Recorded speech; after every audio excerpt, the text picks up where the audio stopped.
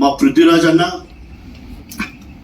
మీ పోరాటం అజరామరం. సమన్న, మీ ఆలోచన చాలా గొప్పది.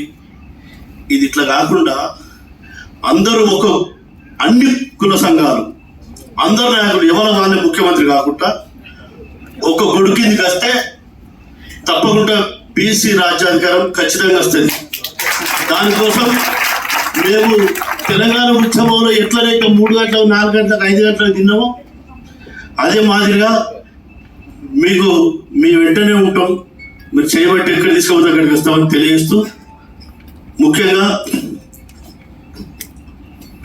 ఢిల్లీ నుండి డాక్టర్ అనిల్ జైహింద్ గారు మీకు తెలంగాణ రాష్ట్ర కళాకారుల కళాబంధన వ్యవస్థ వకుల బ్రహ్మన్న, వకుల బంగారి ఆభరణము, అలాగే మా సారు